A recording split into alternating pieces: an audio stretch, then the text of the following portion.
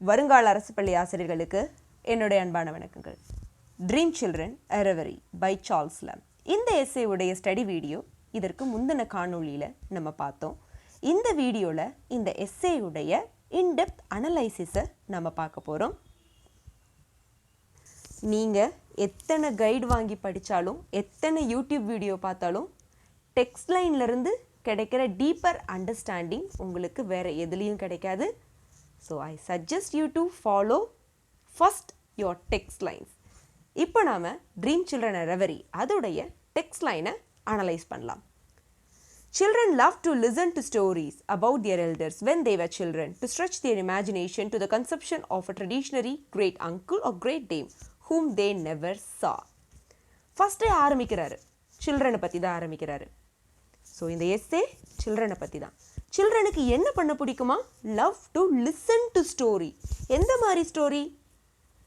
Fairy டெய்லா, super hero ஸ்டோரியா? இல்லை, ஸ்டோரிஸ் அபவுட் தியர் எல்டர்ஸ். சில்ட்ரனுக்கு ஸ்டோரி கேட்க பிடிக்கும். அதுவும் எந்த மாதிரி ஸ்டோரி கேட்க பிடிக்குமா? எல்டர், அவர்களுடைய எல்டர்ஸ் பற்றின ஸ்டோரி. அதுவும் எப்போ தான் அவங்களுக்கு கேட்க பிடிக்குமா? when they were children, அவங்க குழந்தைகளாக இருக்கும்போது மட்டும்தான் கேட்க பிடிக்கும். இதே வளர்ந்ததுக்கப்புறம் உங்கள் தாத்தா என்ன பண்ணாரு தெரியுமா, உங்கள் கொள்ளு தாத்தா என்ன பண்ணாரு தெரியுமா, அட போமா அமைதியாக இருமா அப்படி சொல்லிட்டு பசங்க நவுண்டு போயிடுவாங்க. அவங்க குழந்தைகளாக இருக்கும்போது அவங்க அந்த ஸ்டோரியை கேட்கும்போது அவங்களுக்கு என்ன எக்ஸ்பேண்ட் ஆகுமா? இமேஜினேஷன், அவங்களுடைய imagination to the conception of a traditionary great uncle or great dame. அவங்க பார்த்ததே கிடையாது. அவங்க கிரேட் அங்கிளையும் கிரேட் டேமும் அந்த குழந்தைங்க பார்த்துருக்க மாட்டாங்க. இந்த கதைகளை கேட்பது மூலமா அவங்க இமேஜின் பண்ணி அவங்கள அறிந்து கொள்கிறார்கள். அதனால குழந்தைகளுக்கு அவர்களுடைய ஆன்செஸ்டர் பற்றின கதைகளை கேட்க பிடிக்கும் அப்படின்னு ஆரம்பிக்கிறாரு சார்ல்ஸ் லாம். அடுத்து, it was in this spirit my little once. இதே ஸ்பிரிட்ல தான் மை லிட்டில் ஒன்ஸ், என்னுடைய குழந்தைகள் அப்படிங்கிறாரு. My little once crept about me the other evening. ஒரு நாள் சாயங்காலம் என்னுடைய குழந்தைகள் இதே நோக்கத்தோடு என்கிட்ட crept, மெதுவாக நகர்ந்து என்கிட்ட வந்துட்டாங்க. To hear about their great grand mother field.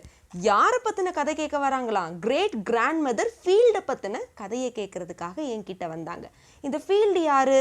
who lived in a great house in Norfolk. நார்ஃபோல்க்குங்கிற ஊரில் ஒரு மிகப்பெரிய வீட்டில் கிரேட் கிராண்ட் மதர் ஃபீல்ட் வசிச்சிருக்கிறாங்க. அந்த மிகப்பெரிய வீடு எப்படிப்பட்டதுன்னா, அவங்களும் அவங்க ஹஸ்பண்டும் வாழ்ந்த வீடை விட 100 times பிக்கரான வீடு. விச் ஹேட் த சீன், அந்த வீட்டில் ஒரு சீனானது காணப்படுது. So at least it was generally believed in that part of the country. அந்த பகுதிகளில் நடந்ததாக நம்பப்படுற ஒரு கதை. அது ஒரு ட்ராஜிக் இன்சிடெண்ட். இந்த ட்ராஜிக் இன்சிடென்ட் ஆனது லேட்டரா ballad of the children in the wood அப்படிங்கிறது அறியப்பட்டது. அது என்ன ட்ராஜிக் இன்சிடென்ட் அப்படின்னு பார்த்தோம்னா, ballad of the children in the wood. 2 children இருப்பாங்க, அவங்களுக்கு ஒரு குரியல் அங்கிள் இருப்பாங்க. அவங்களுக்கு நடந்த ஒரு சேடான இன்சிடென்ட் பற்றி இந்த பகுதியில் பரவலாக ஒரு கதை காணப்படுது. அதுவும் இந்த ஹவுஸ் இருக்கிற இடத்துல நடந்துதான் அந்த கதையானது சொல்லப்படுது, நம்பப்படுது அப்படிங்கிற மாதிரி அவர் சொல்லியிருப்பார். இந்த கதையானது இந்த குழந்தைங்களுக்கு எப்படி தெரிஞ்சிருக்கும்னா, காவ்ட் அவுட் பண்ணியிருப்பாங்க. சிமினி பீஸுக்கு மேலே இந்த கதையை வூடில் காவ் பண்ணியிருப்பாங்க. Certain it is that the whole story of the children and their cruel uncle was to be seen fairly carved out in wood upon chimney piece of the great hall. அந்த chimney piece எந்த இடத்துல காணப்படுது? Hall, great ஹாலில் அந்த chimney piece காணப்படுது. அதில் robin red breast வரைக்கும் அந்த ஸ்டோரியானது அவங்க சொல்லியிருப்பாங்க. Till a foolish person pulled it down to set up a marble one of modern invention in its stead with no story upon it. இந்த Ballad of the Children in the Wood, இது வுட்ல carve பண்ணி chimney பீஸுக்கு மேலே, ஹாலில் இருந்த chimney பீஸுக்கு மேலே வச்சுருந்தாங்க. அது மூலமாக சில்ட்ரனுக்கு தெரிய வந்துச்சு இந்த மாதிரி இந்த இடத்துல இந்த கதை நடந்திருக்குன்னு.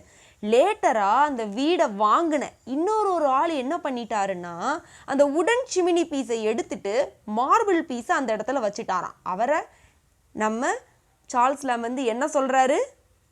Foolish person, foolish rich person அப்படின்னு அவர் சொல்கிறாரு. இதை சொல்கிறத கேட்கும்போது here Alice put out one of her dead mother's look, too tender to be called upbraiding. அந்த குழந்தைகளுடைய அம்மா ஆலிஸ், சரிங்களா? பொண்ணு பேரும் ஆலிஸ், அம்மா பேரும் ஆலிஸ், சரிங்களா? So here Alice put out one of her dead mother's look. அந்த அம்மா ஆலிஸ் இருக்காங்கல்ல, அவங்க வந்து இறந்துட்டாங்க அப்படின்னு நமக்கு இதில் தெரிய வருது. That mother's look, too tender to be called upbraiding. அந்த லுக்கை பார்க்கும்போது அவளுடைய குழந்தைத்தனமான முகத்தில், அவங்க அம்மாவுக்கும் அதே மாதிரி குழந்தைத்தனமான முகமாக, அப்படி பார்க்கும்போது அவங்க முறைக்கிறாங்க அப்படின்னே நம்மளால் சொல்ல முடியாது. அந்த அளவுக்கு சாஃப்டாக இருக்குமா அவங்க முறைக்கிறது கூட அப்படின்னு இந்த இடத்துல சொல்கிறார். Then I went on to say how religious and how good their great grandmother Field was. அதுக்கடுத்து ஆத்தர் எதை பற்றி சொல்கிறாராம்? கிராண்ட்மதர் ஃபீல்டு எந்த அளவுக்கு ரிலீஜியஸாக இருந்தாங்க அப்படிங்கிறத பற்றி சொல்கிறாரு. How beloved and respected by everybody, though she was not indeed the mistress of this great house. இந்த மிகப்பெரிய பங்களாவுடைய ஓனரா மிஸ்ஸஸ் ஃபீல்டு இல்லைன்னா கூட, ஓனரா இல்லைன்னா அப்போ மிஸ்ஸஸ் ஃபீல்டு யாரு? Only the charge of it, in charge இன்னொருத்தருக்காக தான் பார்த்துக்கிட்டு அந்த வீடை பராமரித்துக்கிட்டு அங்கே மிஸ்ஸஸ் ஃபீல்டு வந்து இருக்கிறாங்க. அப்படி இருந்தால் கூட அவங்க ஒரு ரிலீஜியஸான பர்சன். அவங்க ரிலீஜியஸாக இருக்கிறதால she was much respected by everybody and beloved by everybody. அந்த ஓனர் எங்கே இருக்காருன்னு பார்த்தீங்கன்னா, இதை விட ஒரு நியூவான ஒரு பிளேஸில், ஒரு ஃபேஷனபிள் மேன்ஷனில் பக்கத்தில் ஏதோ ஒரு சிட்டியில் அவர் வந்து வாழ்ந்துட்டுருக்கிறாரு. But still she lived it in a manner as if it had been her own. இருந்தாலும் அந்த வீட்டில் மிஸ்ஸஸ் ஃபீல்டு இருக்கும்போது அது அவங்களுடைய வீடு மாதிரியே அவங்க அதை பார்த்துக்கிறாங்க. And kept up the dignity of the great house in a short while she lived. அவங்க வாழ்ந்த கொஞ்ச காலத்தில் அந்த கிரேட் ஹவுஸுடைய டிக்னிட்டியை அவங்க மெயின்டைன் பண்ணிட்டு இருந்தாங்க. அவங்களுடைய காலத்துக்கு அப்புறமா which afterward came to decay and was nearly pulled down. அது டீகே ஆகி உருகுலைந்து கிட்டத்தட்ட அத்தனையுமே டெஸ்ட்ராய் பண்ணுற அளவுக்கு அந்த வீடானது போயிடுச்சு. நியர்லி புல் டவுன், அந்த வீட்டில் ஒன்றுமே இல்லைங்கிற அளவுக்கு, அதை அப்படி டெஸ்ட்ராய் பண்ண அளவுக்கு அந்த வீடானது பராமரிப்பற்று போயிட்டு. And all its old ornaments stripped and carried away to the owner's other house. இங்கே இருந்த ஆர்னமெண்ட்ஸ் எல்லாத்தையுமே எடுத்து அந்த ஓனர் இன்னொரு வீட்டில் வாழ்ந்தார்ல, அந்த வீட்டுக்கு கொண்டு போயிட்டாங்க. Where they were set up and looked as awkward as if someone were to carry away the old toms they had seen lately at the abbey and stick them up to Lady C's tawdry gilt drawing room. இந்த மேன்ஷன்லேருந்து அந்த புது மேன்ஷனுக்கு கொண்டு போன ஐட்டம்ஸ்லாம் பார்க்குறதுக்கு எப்படி இருந்துச்சா? பழைய டோம்பு, பழைய சமாதியை அப்படி பிச்சு கொண்டு போய் லேடி சியுடைய டிராயிங் ரூமில் வச்ச மாதிரி இருந்துச்சான். இதை சொல்லும்போது here John smiled as much as to say that would be foolish indeed. ஆமாம், அது ஒரு முட்டாள்தனமான காரியம்தான் அப்படின்னு சொல்கிற மாதிரி ஜான் வந்து இந்த இடத்துல சிரிக்கிறான். ஸோ அந்த ரெண்டு குழந்தைகளோட நேம் இங்கே நமக்கு தெரிய வந்துருச்சு. ஒன்று ஜான், இன்னொன்று ஆலிஸ். அந்த அம்மாவோட பேரும் நம்ம என்ன தான் பார்த்தோம்? ஆலிஸ் தான் பார்த்தோம். அது பின்னாடி கொடுத்துருப்பாங்க. ஜானும் யாருன்னா இலியாவுடைய பிரதருடைய நேம். ஸோ குழந்தைகளோட நேமும் முன்னாடி இருந்த ஒரு ரெண்டு கேரக்டர்ஸோட நேமும் ஓவர்லேப் ஆகும். ஸோ இதுக்கு முன்னாடி குழந்தைகள் ரியாக்ஷன்ஸ் நம்ம ரெண்டு இடத்துல பார்த்தோம். ஒன்று அந்த ஃபூலிஷ் ரிச் பர்சன் சிமினி பீஸை மாற்றி வச்சான்ல, அந்த இடத்துல ஆலிஸ், குழந்தை ஆலிஸ் வந்து என்ன பண்ணுவா? முறைப்பா. அவள் முறைக்கிறது வந்து முறைக்கிற மாதிரியே தெரியாது, ரொம்ப டூ டெண்டராக சாஃப்டாக அவள் முறைக்கிறது வந்து காணப்படும். அது வந்து அந்த டெட் அம்மாவை, டெட் ஆலிஸை ஞாபகப்படுத்துகிற மாதிரி இருக்கும். அதுக்கடுத்து இந்த டிகேயான கிராண்ட் மதர் மிஸ்ஸஸ் ஃபீல்டுக்கு அப்புறமா இந்த வீட்டில் இருக்கிற ஆர்னமெண்ட்ஸ் எல்லாம் எடுத்துகிட்டு போய் அந்த வீட்டோட ஓனர்ஸ் இன்னொரு வீட்டில் போய் வச்சுட்டாங்க. அதை பார்க்குறதுக்கு டோம்பை பிச்சு கொண்டு லேடி சியோடைய ட்ராயிங் ரூமில், லேடி சி உடைய ட்ராயிங் ரூமில் வச்ச மாதிரி இருக்குன்னு சொன்னதுக்கு ஜான் வந்து சிரிப்பான். ஜான் சிரிக்கிறது பார்க்குறதுக்கு ஆமாம் அது வந்து ஃபூலிஷான ஒரு விஷயமாக தான் இருக்கும் அப்படின்னு அவன் சொல்கிற மாதிரி சிரிக்கிற மாதிரி சொல்லியிருப்பாங்க. ஓகே, இப்போ 1, 2 இது முடிஞ்சிருச்சு. ஸோ இந்த பார்ட்டில் நம்ம என்ன பார்த்தோம்? சில்ட்ரன் கதை கேட்க வராங்க, கதை கேட்குறது அவங்க இமேஜினேஷனுக்காக. அதுக்கடுத்த பார்ட்டில் நம்ம என்ன பார்த்தோம்? The ballad of the children. in the wood, Ballad of the Children in the Wood, அவங்களுடைய cruel uncle, அந்த கதை chimney pieceல இருக்குன்னு பார்த்தோம். அதுக்கு அடுத்து நம்ம என்ன பார்த்தோம், அந்த chimney pieceல இருந்த ஷோ பீஸை தூக்கிட்டு போய் இன்னொரு foolish rich man வேற இடத்துல வச்சுட்டான், அது ஆலிஸ் வந்து கோவப்படுவா, அது நம்ம பார்த்தோம். அதற்கடுத்து மிஸ்ஸஸ் ஃபீல்டு வந்து இந்த வீட்டுடைய ஓனர் இல்லைனா கூட வீட்டோட ஓனர் மாதிரி இந்த வீட்டை அவங்க பார்த்துக்கிட்டாங்க. அவங்க ரிலீஜியஸாக இருந்ததால் பக்கம் பக்கத்தில் இருக்கிற எல்லாரும் அவங்கள பிலவுடாக ரெஸ்பெக்டாக அவங்கக்கிட்ட நடந்துக்கிட்டாங்க.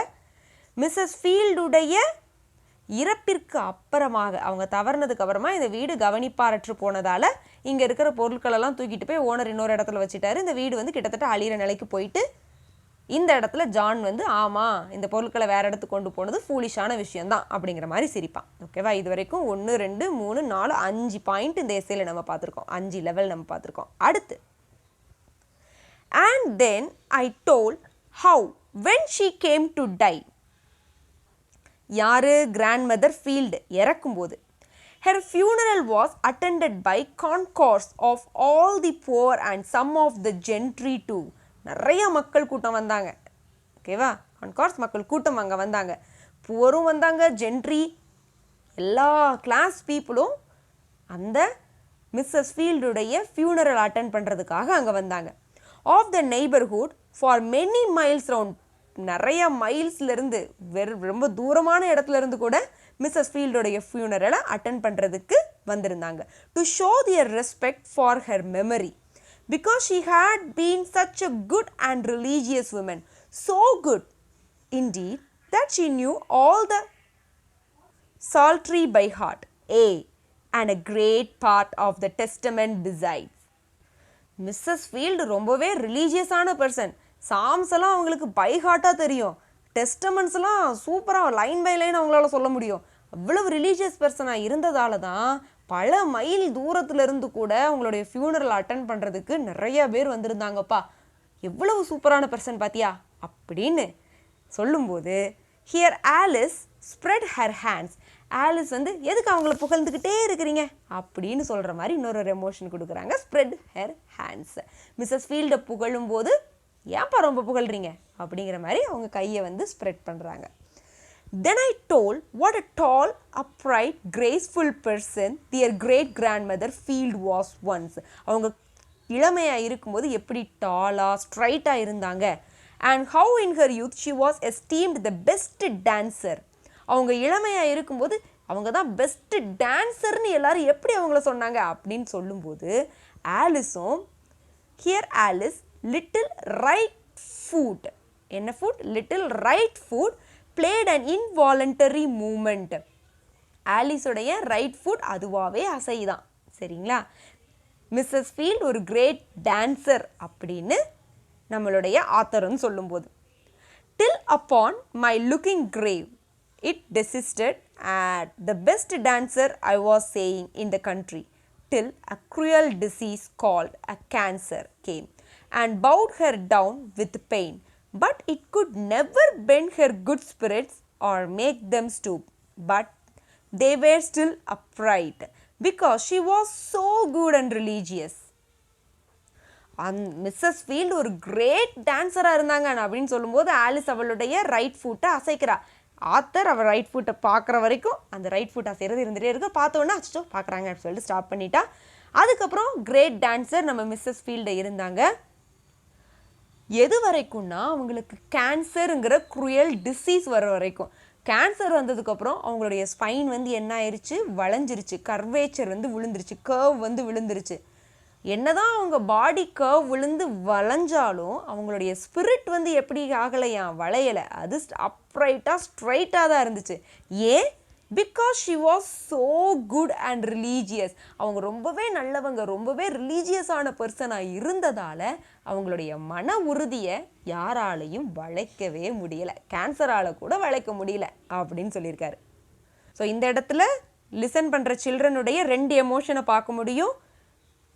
கிரேட் கிராண்ட்மதர் ரொம்பவே ரிலீஜியஸ் பர்சன் ஃபஸ்ட்டு சொல்லும்போது ஆலிஸ் வந்து ஸ்ப்ரெட் அவுட் பண்ணுவாங்க அவங்க கையை, எதுக்கு அப்படி சொல்லிகிட்டே இருக்கீங்க, புகழ்ந்துட்டே இருக்கீங்கன்னு.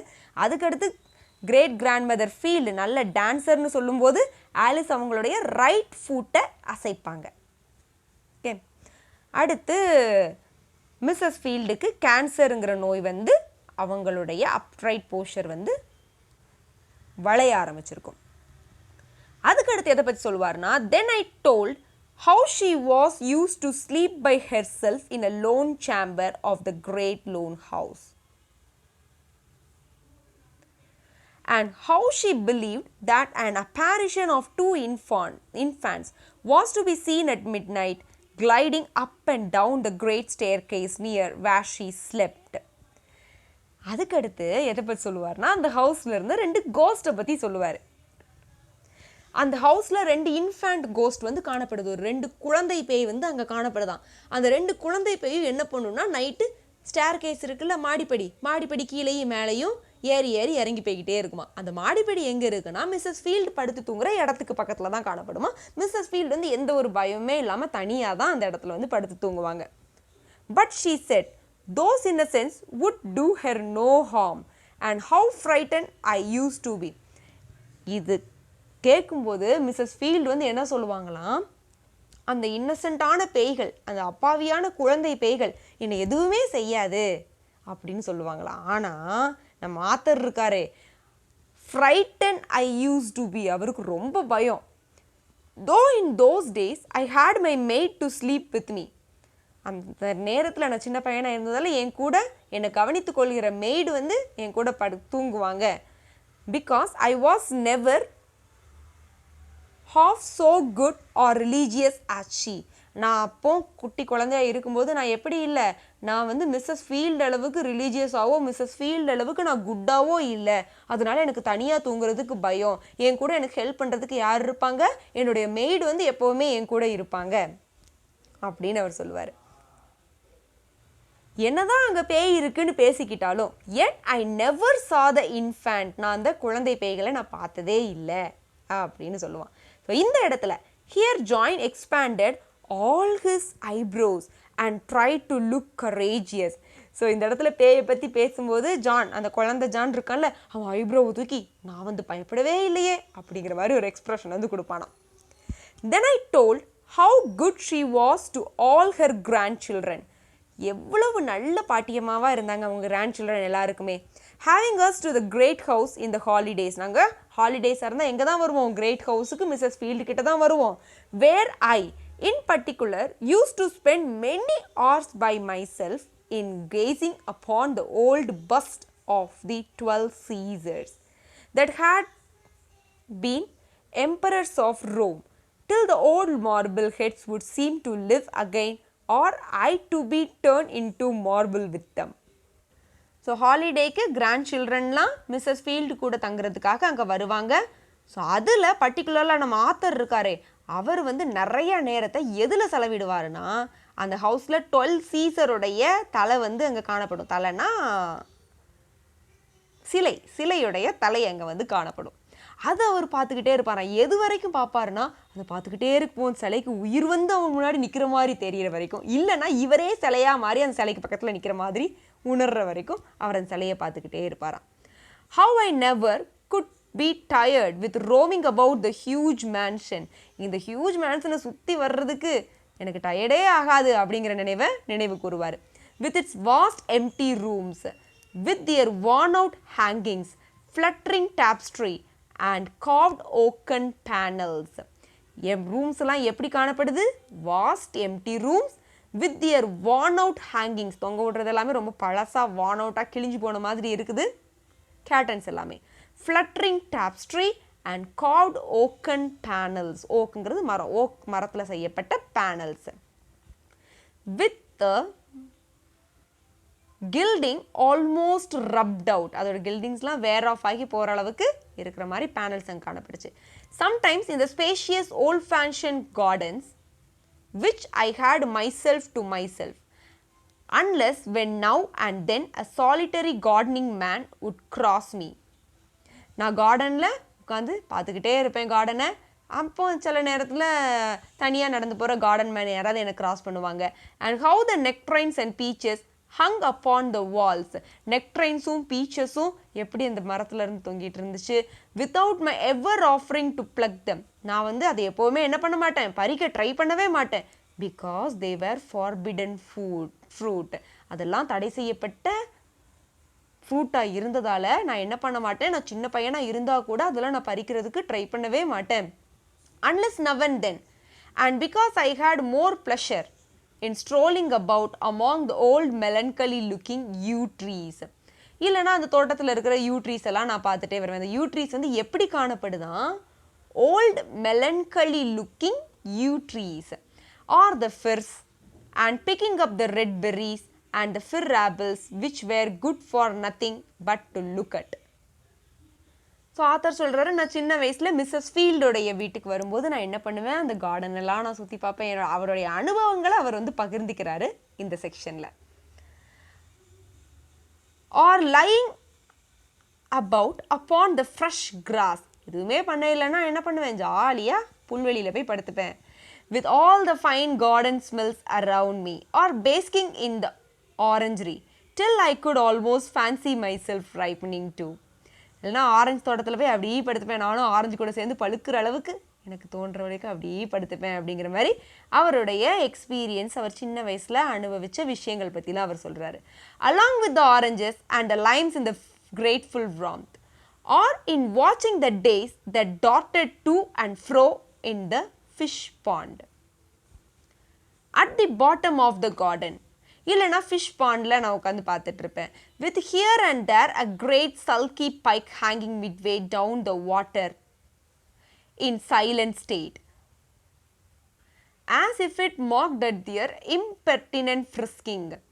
இல்லைனா அதுலேருந்து வர்ற சல்கி பைக்கை நான் வந்து பார்த்துட்டு இருப்பேன். I had more pleasure in this busy idle diversion than in all the sweet flavors of peaches, nectarines, oranges, such like common baits of children. சாதாரண குழந்தைகள் இந்த பீச்சஸ், நெக்ட்ரைன், ஆரஞ்சஸ்லாம் கவரும். ஆனால் அப்படி என்னை வந்து கவர்றதுக்கு வாய்ப்பு இல்லை. நான் அதெல்லாம் அப்சர்வ் பண்ணுவேன், ஆனால் அதில் நான் என்ன பண்ண மாட்டேன், மாட்ட மாட்டேன் அப்படிங்கிற மாதிரி ஆத்தர் வந்து சொல்லுவார். ஸோ இந்த இடத்துல here John slyly deposited back upon the plate a bunch of grapes which, not unobserved by Alice, he had mediated dividing with her, and both seemed willing to relinquish them for the present as irrelevant. So grapes சாப்பிட்டுட்டு இருந்த John வந்து என்ன பண்ணுவான், இல்லை எனக்கும் fruit மேலெலாம் அவ்வளோ interest இல்லைப்பா அப்படிங்கிற மாதிரி அவன் ஃப்ரூட்டை வந்து திருப்பி பிளேட்டில் வைப்பான். ஆலிஸும் அந்த டைமில் ஃப்ரூட் சாப்பிட்றதுக்கு இன்ட்ரெஸ்ட் இல்லாத மாதிரி காட்டிப்பாங்க. அதுக்கு அடுத்து then in somewhat a more heightened tone I told how, though their great-grandmother Field loved all her grandchildren, yet in an especial manner she might be said to love their uncle. Grandmother field எல்லா குழந்தைங்க மேலேயுமே அன்பு வச்சுருந்தாலும் uncle ஜானை எப்படி இன்னும் அதிகமாக அவங்க அன்பு செலுத்தினாங்க அப்படிங்கிறத பற்றி ஆத்தரன் சொல்லுவார். because he was so handsome and spirited a youth and a king to the rest of us. அவர் எப்படி காணப்பட்டாரா அங்கிள் ஜான், ரொம்ப ஹேண்ட்ஸமான ஒரு பையன், ரொம்ப அழகான ஒரு பையன், கிங் மாதிரி காணப்பட்டாராம். instead of mopping about in solitary corners like some of us, he would mount the most meddlesome horse he could get. மற்ற குழந்தைங்கள்லாம் சும்மா உட்காந்துட்டு இருக்கும்போது இவர் வந்து அடங்காத ஹார்ஸெல்லாம் போய் அடக்கிட்டு இருப்பாராம். when but an imp no bigger than themselves, and make it carry him half over the country in the morning. அடங்காத ஹார்ஸை அடக்கி அது மேலே சவாரி போகிற அளவுக்கு இவருக்கு திறமை வந்து காணப்பட்டுச்சு. யாருக்கு? Uncle John L. Uncle John எல்லுடைய பெயரை தான் இப்போ குழந்தை ஜானுக்கு வந்து ஜான்னு வச்சிருக்கிறாங்க. இவனுக்கு வெளியே நிறைய இடத்துல போகிறது பிடிச்சாலும் அந்த ஓல்டு கிரேட் ஹவுஸையும் அங்கிள் ஜானுக்கு வந்து பிடிக்கும். அவங்களுடைய ஆட்டிடியூடுக்காகவே கிரேட் கிராண்ட்மதருக்கு அங்கிள் ஜானை வந்து பிடிக்குமா. அந்த அங்கிள் வந்து எப்படி வளர்ந்தாராம், how their uncle grew up to man's estate as brave as he was handsome to the admiration of everybody. ஓகேவா. அதுக்கு அடுத்து இந்த அங்கிள் ஜான் வந்து என்ன பண்ணுவாருன்னா, how he used to carry me upon his back when I was lame footed boy. டெய்லியா இருக்காரே author, அந்த ஆத்தருக்கு வந்து கால் நடக்க முடியாத காரணத்தால் யாரு தான் அவரை வந்து தூக்கி கொண்டு போவாங்களாம்? அங்கிள் ஜான் தான் ஒரு இடத்துலேருந்து இன்னொரு இடத்துக்கு அவரை சுமந்து கொண்டு போவாராம். For he was a good bit older than me, many a mile when I could not walk for pain. என்னோட காலில் வலி ஏற்படும் போது என்னால் நடக்க முடியாத காரணத்தால் என்ன பண்ணுவார்? அங்கிள் ஜான் என்னை விட பெரிய ஆளாக இருந்ததால் என்னை வந்து தூக்கி கொண்டு போவார். பட் அவருக்கு ஒரு மிஸ்ஃபார்ச்சூன் வந்து நடக்குது. என்ன நடக்குது? How in after life he became lame-footed too. So அவருடைய பிந்தைய வாழ்க்கையில் அவருக்கே வந்து கால் வந்து என்ன ஆயிடுச்சு? நடக்க முடியாமல் போயிடுச்சு.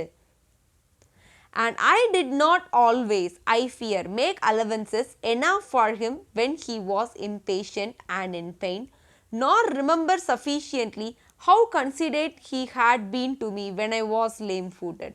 ஆனால் என்ன அவர் பார்த்துக்கிட்ட அளவுக்கு நான் என்ன பண்ணலை? நான் அங்கிள் ஜானை பார்த்துக்கல அப்படின்னு நான் நினைக்கிறேன். அவர் என்னை சின்ன வயசில் பார்த்துக்கிட்ட அளவுக்கு பார்த்துக்கிட்டேனா அப்படின்னு கேட்டால் இல்லை அப்படி சொல்லிட்டு அவர் வந்து சொல்கிறாரு. And how when he died, though he had not been dead an hour, it seemed as if he had died a great while ago. இந்த இடத்துல சார்ல்ஸ் லாம் அவருடைய ரைட்டிங் ஸ்டைலை காட்டுறாரு பாருங்க. அவர் இறக்கும்போது, அங்கிள் ஜான் இறக்கும்போது இப்போ இறந்த ஆள் மாதிரி இல்லை, அவர் எப்போவோ இறந்த ஆள் மாதிரி காணப்பட்டார் அப்படிங்கிறாரு. ஸோ அங்கிள் ஜானுக்கு லேம் ஃபூட் ஆகும்போது அவருடைய வாழ்க்கை அங்கேயே முடிஞ்சு போச்சு, அவர் அங்கேயே இறந்த மாதிரி தான் அவர் ஃபீல் பண்ணார். அதைத்தான் இந்த இடத்துல சார்ல்ஸ் லாம் வந்து சொல்கிறாரு. அவர் கடைசியில் அவர் இறக்கும்போது இப்போ இறந்த ஆள் மாதிரி தெரியலை, அவர் எப்போவோ இறந்த ஆள் மாதிரி தான் அவர் பார்க்குறதுக்கு காணப்பட்டார். Such a distance there is betwixt life and death, and how I bore his death as I thought pretty well at first, but afterward it haunted me. First நான் அந்த டெத்தை நான் ஈஸியாக டீல் பண்ணுறதா நினச்சாலும் போக போக அங்கிள் ஜானுடைய பிரிவு என்னை ரொம்பவே வருத்த ஆரம்பிச்சிச்சு. haunted me, and though I did not cry or take it to heart as some do, and as I think I had loved him, as I think he would have done if I had died, yet I missed him all day long and knew not till then how much again. நான் சில பேர் அழுற மாதிரிலாம் நான் அழலை. நான் இறந்துருந்தா uncle John எப்படி feel பண்ணுவாருன்னு நினச்சி அப்படிலாம் நான் வந்து எதுவும் நினைக்கல. இருந்தாலும் நான் என்ன பண்ணேன்? அங்கிள் ஜானுடைய கைண்ட்னஸை மிஸ் பண்ணேன், அவருடைய கிராஸ்னஸை மிஸ் பண்ணேன். And wish him to be alive again, அவர் திருப்பியும் உயிரோடு வரணும்னு நான் விஷ் பண்ணேன். எதுக்காக? To be quarrelling with him, அவனோட குவாரல் பண்ண, சண்டை போட. ஏன்னா சில டைம் நாங்கள் சின்ன வயசில் இருக்கும்போது சண்டை போட்டிருக்கோம். Rather than not have him again, and was as uneasy without him as he their poor uncle must have been when the doctor took off his limb. Doctor uncle ஜானுடைய லிம்பை எடுக்கும்போது அவருக்கு என்ன ஃபீலிங் வந்திருக்குமோ அதே மாதிரி ஃபீலிங்கில் தான் நான் அவர் திருப்ப வரணும்னு நினைக்கிறேன் அப்படின்னு சொல்லியிருப்பாரு. I missed his crossness and wished him to be alive again, to be quarreling with him, அவரோட சண்டை போடுறதுக்கு. rather than not having him again, அவர் இல்லாமல் இருக்கிறத விட அவரோட சண்டை போடுறதுக்காக அவர் இருக்கணும் அப்படின்னு நான் நினச்சேன். And was as uneasy without him, அவர் இல்லாமல் என்னோட வாழ்க்கை வந்து எப்படி காணப்பட்டது? அன்ஈஸியாக காணப்படுது. அந்த அன்ஈஸினஸ் வந்து எப்படி, எது கூட கம்பேர் பண்ணுறாரு? டாக்டர் அங்கிள் ஜானுடைய காலை எடுத்த போது அங்கிள் ஜான் எப்படி அன்ஈஸியாக ஃபீல் பண்ணியிருப்பாரோ, தன்னுடைய பாதி சென்ற மாதிரி அவர் ஃபீல் பண்ணியிருப்பார்ல, அதே மாதிரி இப்போ அங்கிள் ஜான் இல்லாத போது நான் எப்படி ஃபீல் பண்ணுறேன், என்னுடைய பாதி என்னை விட்டு சென்ற மாதிரி நான் ஃபீல் பண்ணுறேன் அப்படின்னு சொல்லியிருப்பாரு. இதை கேட்கும்போது here the children fell a crying and asked if their little mourning which they had on was not for uncle John, and they looked up and prayed me not to go on about their uncle, but to tell them some stories about their pretty dead mother. அவங்க வந்து அழ ஆரம்பிச்சிட்டாங்க குழந்தைங்க. ஒன்று அழுதுட்டு அவங்க என்ன சொல்கிறாங்க, இது வந்து அங்கிள் ஜானுக்காக மட்டும் நாங்கள் அழலை, அங்கிள் ஜானை பற்றி சொன்னது போதும், எங்களுக்கு ரொம்ப கஷ்டமாக இருக்குது, இதுக்கு மேலே எங்களுடைய அழகான அம்மாவை பற்றி நீங்கள் சொல்லுங்கள் அப்படின்னு சொல்கிறாங்க. அதுக்கப்புறம் ஆத்திரம் என்ன சொல்கிறாரு, அம்மாவை பற்றி சொல்ல ஆரம்பிக்கிறார் ஈலியா. Then I told them how for 7 years long, 7 வருஷம், In hope sometimes, sometimes in despair, yet persisting ever, I courted their fair Alice W. And as much as children could understand, I explained to them what coyness and difficulty and denial meant in maidens. அவங்களுடைய அம்மாவை 7 வருஷம் எப்படி துரத்தி துரத்தி காதல் பண்ண அப்படின்னு அவரும் சொல்லியிருப்பாரு. குழந்தைகளுக்கு புரிகிற மாதிரி இந்த காதல் பண்ணுறதுல என்னெல்லாம் நடந்திருக்கும், அந்த எப்படி அக்செப்ட் பண்ணாங்க, எப்படி ரிஜெக்ட் பண்ணாங்க, அந்த கதைகள்லாம் குழந்தைகளுக்கு புரிகிற மாதிரி அவரும் சொன்னாராம். When suddenly turning to Alice, the soul of the first Alice looked out at her eyes with such a reality of representment that I became in doubt which of them stood there before me. அந்த கதையை சொல்லிட்டு இருக்கும்போது திடீர்னு Alice கண்ணில் பார்த்தா அம்மா ஆலிஸை பார்க்குற மாதிரி காணப்பட்டுச்சு. இவருக்கே குழப்பமாயிட்டான், என்னடா நம்ம பிள்ளை ஆலிஸை பார்க்குறோமா அம்மா ஆலிஸை பார்க்குறோமா, யார் நம்ம முன்னாடி இருக்கிறது அப்படின்னு குழப்பமாயிட்டு. Or whose that bright hair was, அந்த கண் யாருடையது, முன்னாடி நிற்கிற ஆள் யார், முன்னாடி நிற்கிற ஆளுடைய தலைமுடி யாருடையது, பொண்ணா அம்மாவான்னு சொல்லிட்டு அவருக்கு டவுட் ஆயிடுச்சு. And while I stood gazing, both the children gradually grew fainter in my view. நான் அந்த பிவில்டர்மெண்ட்டோட பார்த்துட்டு இருக்கும்போது, இது பொண்ணா அம்மாவாங்கிற குழப்பத்தில் நான் பார்த்துட்டு இருக்கும்போது கொஞ்சம் கொஞ்சமாக அந்த 2 குழந்தைகளும் கொஞ்சம் கொஞ்சமாக மறைய ஆரம்பிக்கிறாங்க. Fainted to my view, receding and still receding till nothing at last but 2 mournful features were seen in the utmost distance. அப்படியே தூரத்தில் போய் கண்ணுக்கு தெரியாத தூரத்துக்கு அந்த 2 குழந்தைகளும் போயிட்டாங்க. Which without speech strangely impressed upon me the effect of speech.